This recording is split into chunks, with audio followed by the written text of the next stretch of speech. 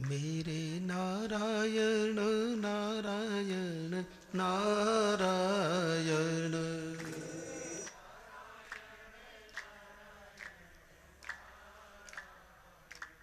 मेरे नारायण नारायण नारायण।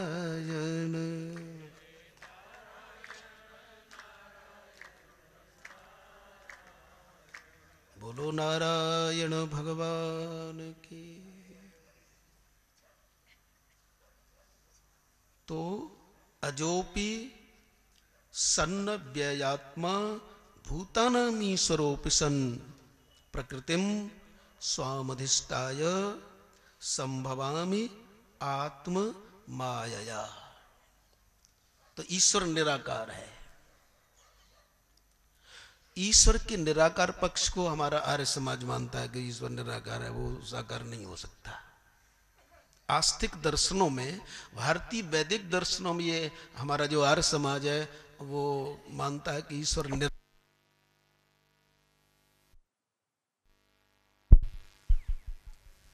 दयानंद जी ने ये माना कि वो आता नहीं है, ऐसा उनका मत है। तो ईश्वर निराकार, झगड़ते हैं साहब, लड़ते हैं, निराकार निराकार, पानी में लठ मारते हैं, निराकार निराकार। मध्वा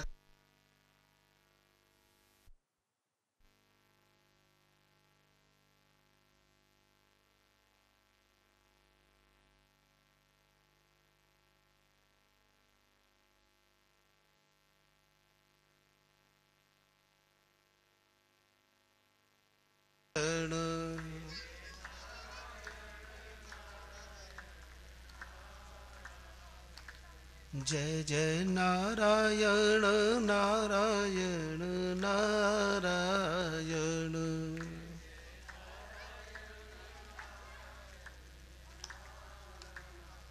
बोलो निराकार भगवान की, बोलो निराकार भगवान की। कितना अंतर है? केवल मात्रा का है, निराकार और निराकार। अच्छा, आ जाइए, देखो निराकार के बारे में। तो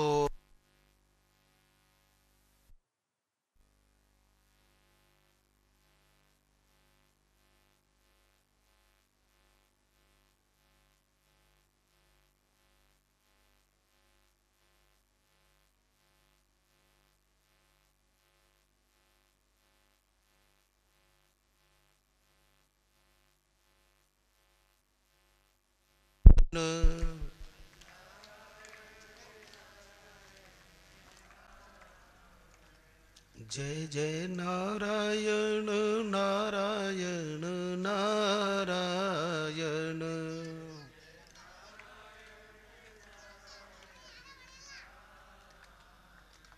श्रीमन्नारायण नारायण नारायण।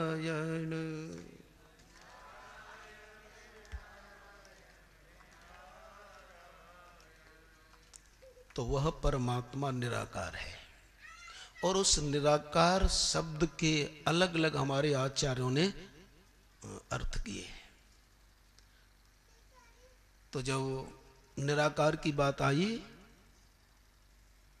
तो रामानुजाचार्य जी ने कहा कि निराकार का मतलब है नितान्ताः आकाराः वर्तन्ते यस्मिन् स, यानी नितांत जितने भी आकार हैं, जितने भी जड़ चेतन, सबके जितने भी आकार हैं जिसमें विराजमान है वह निराकार है। ये रामानुजाचार्य कहते हैं। फिर जो मध्वाचार्य जी से पूछा, आप भी बताओ, क्योंकि मध्वाचार्य भी तो हुए हैं। हम एक ही आचार्य को लेकर के क्यों बैठे हैं? अरे भाई, सबका मतलब जाने। लेकिन कुछ कुछ बालक ऐसे होते हैं, प्राइमरी में पढ़ा और मुंशी जी ने बताया, पहले मुंशी जी कहते थे ना, बोले मुंशी जी ने बताया बेटा एक और एक दो होते हैं। अब उस पट्टे ने रट लिया, और किसी ने बताया ना डेढ़ और आधा भी दो होता, तो वो नहीं मानेगा। बोले हमारे मुंशी जी ने तो ऐसे बताया है। बोले एक और एक दो है, डेढ़ और आधा दो कैसे हो जाएगा? तो जो एक आचार्य को पकड़ कर बैठा है उसे दूसरे का कोई सुनने को तैयार ही नहीं है। कितनी गड़बड़ बात है। जबकि हमारे यहाँ दर्शन कितने हैं? 6 दर्शन हैं। अरे ये सब कैसे कैसे विशेष विशेष ऋषि हुए हैं जिन्होंने हमारे लिए दिया। इसलिए एक को पकड़ करके मत बैठो, न शंकराचार्य को, न रामानुजाचार्य को, न किसी को, न किसी को। यदि आप कहो कि तो किसको पकड़ करके बैठो, बोले मैं तो, यदि मेरा मत पूछना चाहो तो बोले किसी को पकड़ करके मत बैठो, एक परमात्मा को पकड़ करके बैठ जाओ। सारे आचार्यों का सिद्धांत आपके जीवन में ना आ जाए तब कहना। और आप इन सबको इनसे ही चिपके रहे तो मेरा मतलब है कि उसे भी पूरा समझ नहीं पाओगे और इसे भी रह जाओगे। इसलिए तो जीव तो वो थोड़ी बात अधूरी रह गई थी, इसलिए मैं वहां से फिर यहाँ लौट करके आता हूं, क्योंकि फिर पता नहीं किस डाली पर पहुंच गया। तो जीव तो अविस्नेह है, गोंद है, चिपका है तो चिपक गया साहब। जीव अविस्नेह, लेकिन भगवान स्नेह है। यत्र यत्र विस्नेह तत्त प्राप्य शुभाशुभम। भगवान कहते हैं तू गोंद मत बन, स्नेह बन, तेल बन। जैसे तेल प्रकाशित होता है और सबको जल तो जाता है लेकिन प्रकाश देता है, सबको प्रकाश देता है। इसलिए जल कट जीवन समर्पित कर दे।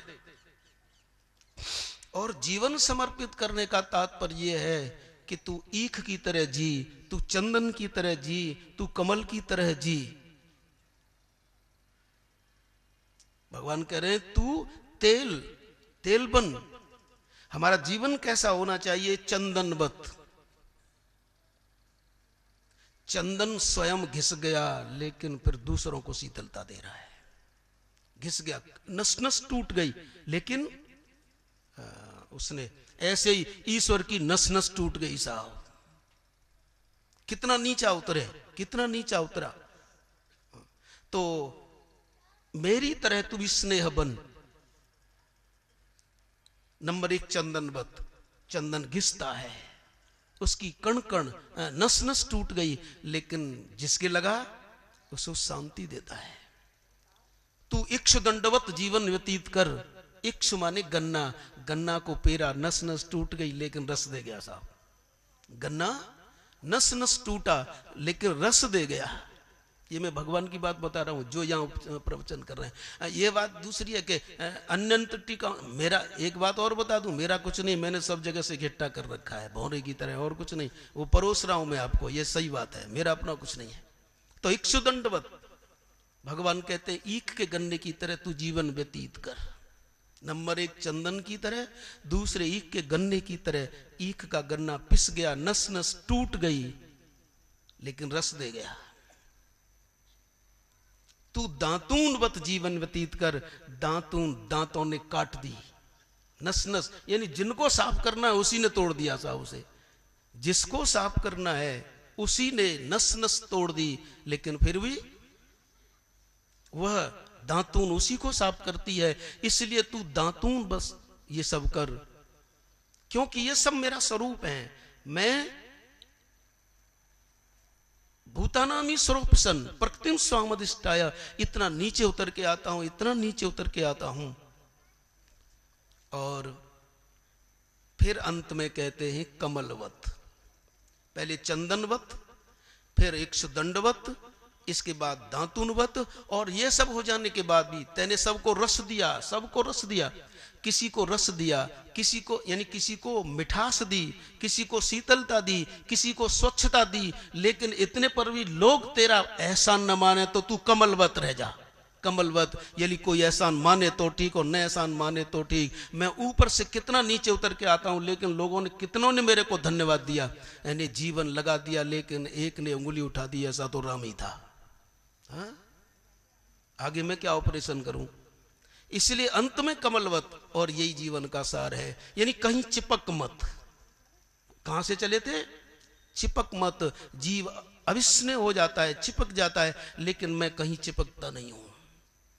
भूतानामी स्वरूपसन प्रकृतिम स्वाम अधिष्ठाय। मैं अपनी प्रकृति का, और समझ लो चिपकना नहीं है कहीं, क्योंकि मैं ईश्वर असंग हूं, मैं असंग हूं, कहीं चिपकता नहीं हूं।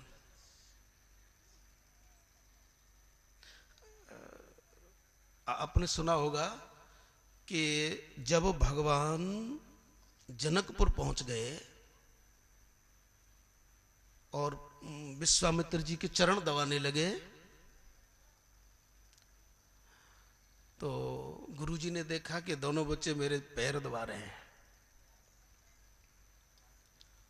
राम के मुखारविंद की तरफ विश्वामित्र जी ने देखा तो पूछने लगे कि ऐसा लगता है राम तुम कुछ पूछना चाहते हो। तो विश्वामित्र जी से भगवान बोले कि मैं नहीं पूछना चाहता, लेकिन मेरे छोटे भाई के मन में एक लालसा आ गई है। बोले लालसा? बोले हाँ। बोले किसके? बोले लक्ष्मण के। तो फिर विश्वामित्र बोले लक्ष्मण और लालसा, ये कैसे हो जाएगा? लक्ष्मण और लालसा? क्योंकि लक्ष्मण तो साक्षात वैराग्य, जो सबको काट करके बचा रहा है, शेष जो कहीं चिपके नहीं। बोले वो पहली बात थी, लेकिन अब चिपक जाएगा, अब चिपक जाएगा। बोले बात क्या? ठीक ठीक बोलो। बोले गुरुजी बात ऐसी है कि लखन हृदय लालसा। और गुरुजी ने कहा कि मैं नहीं मान सकता कि लक्ष्मण के अंदर कोई लालसा है। तो भगवान बोले लालसा है, लेकिन ऐसी वैसी नहीं है, शेष के अंदर विशेष लालसा है। लखन हृदय लालसा विशेषी है। लखन हृदय लालसा विशेषी, इनके अंदर लालसा तो है लेकिन विशेष लालसा है। बोले तो राम फिर तो बताओ, यानी इसके अंदर भी लालसा आ गई, इसके अंदर भी लालसा आ गई। बोले लालसा तो है प्रभु, लेकिन लखन हृदय लालसा विशेषी, विशेष लालसा है। आप अपनी दृष्टि वहीं रखना कि जीव गोंद है और ईश्वर स्नेह है, और हमें वहीं चलना है, ईश्वर की तरफ चलना है। तो राम बताओ क्या लालसा है? बोले जाय जनकपुर आइए देखी। ये लालसा है कि मेरे भैया कह रहे हैं कि मैं गुरुजी से सीधे बातचीत नहीं कर सकता, यदि गुरुजी की कृपा हो जाए तो जाय जनकपुर आइए, जनकपुर जाएं और देखें, जाए जनकपुर आइए देखिए। तो विश्वामित्र जी बोले, अब विचार करने लगे। अब ये भी कोई साधारण आदमी तो है नहीं विश्वामित्र। अब विचार करने लगे, और आप वहां देखें बड़ा सुंदर बात कही है विश्वामित्र जी ने, धर्म से तो पालक तुम ताता। मन में सोचा विश्वामित्र जी ने कि इस ईश्वर से मैं क्या कहूं, लेकिन मुझे मालूम है कि ईश्वर का लक्षण क्या है। राम मैं जानता हूं, अब राम से तो नहीं कह रहे, लेकिन राम से जो कह रहे हैं वो अभी कहेंगे। लेकिन मन में विचार करने लगे, राम मैं जानता हूं कि तुम ईश्वर हो, और ईश्वर का काम संपूर्ण धर्मों का सेतु बनाना है। यानी जितने भी विभिन्न धर्म हैं, विभिन्न धर्म हैं, जितने भी धर्म, किसी का भी धर्म, जहां तक मैंने गिना है, मेरी गिनती में आया है, रामचरितमानस में करीब 36 धर्मों की बात आई है। खैर वो अलग विषय। तो राम ऐसी बात है, तो मन में विचार करने लगे विश्वामित्र, धर्मशील, धर्म सेतु पालक तुम ताता। धर्म सेतु